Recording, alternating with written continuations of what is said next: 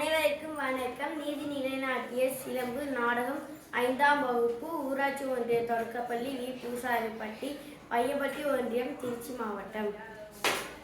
நான் அரசரிடம் வீடு கேட்டு வந்துள்ளேன்.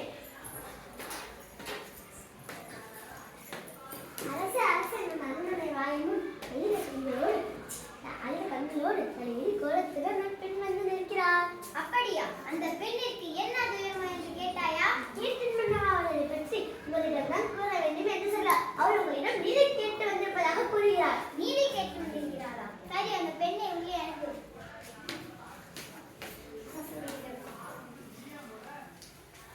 இளங்கொடி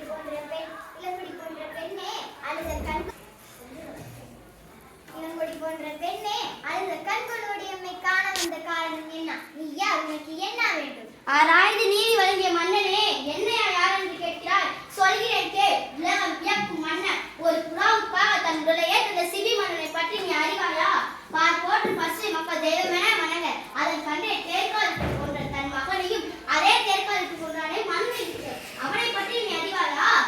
பெண்ணே, நான் கேட்ட வினாவுக்கு நீ இன்னும் விடை கூறவில்லை. அதை விட்டு விட்டு நீ எதையோ கூறிக்கொண்டிருக்கிறாய். இழப்பின் அறிவை தெரியாத மன்னனே, என் உயிர் அறியாமல் தான் இப்படி பேசுகிறாய். நான் இதுவரை கூறிய பெருமை மிக்க சோழ மன்னர்கள் வாழ்ந்த புகார் நகரமே எனக்கு அவ்வூரில் பலியிலா சிறப்பினுடைய புகழ் மிக்க மாசாத்துவானின் மகனாகிய கோவலன் என்பானின் மனைவினான்.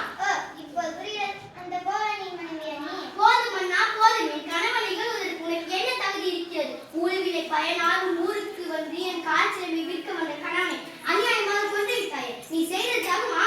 பெண்ணை போதும் நிறுத்து. கல்வனை கொள்வது கொடு போலென்று அப்படி ஏற்பேராகும். அத்தார் நெறியுமா அனைவருமே அறிவார்களே, உனக்கு தெரியாத என்ன? அறநெறி தவறிய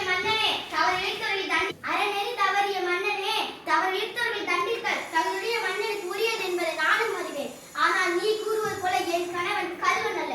அவனிடம் இருந்த சிலமும் மரசைக்குரிய சிலம் ஒன்று. இதோ அதன் நினைச்சிலம் என்னிடம் தான் உள்ளது. என் கால் சிலமின் மாணிக்க கற்களால் ஆனது. பெண்ணை நீ சொல்வது உண்மைதானா? உன்னை யாரை ரசிக்கிற சிலம்பு பல குத்துக்களால் ஆனது. ஆற்றல் சேர்ந்து இந்த அவைத நீரை உண்மையை உணர்கிறேன். யார் எங்கே? கோவலனிடம் இந்த சிலம்பை எங்கே கொண்டு வா.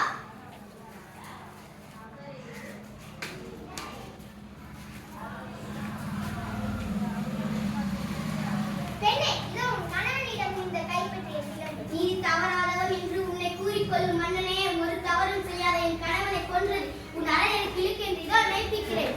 இங்கே பார். தவறிழைத்து விட்டேனே, தவறிழைத்து விட்டேன். வேறு சொல் கேட்டு பெருமிழி செய்தேனே. யானோ அரசன் ஞானோ கல்வன் இதுவரை என் குலத்தில் எவரும் செய்யாத பழித்தலுக்கு ஆளாகிவிட்டேனே. இனிமேலும் நான் உயிரோடு இருந்த தகுமா? இனிமேலும் எனக்கு என் கொற்ற கூட எதற்கு? செங்கோலான் எதற்கு? என் வாழ்நாள் இன்றோடு முடிவதாகும்.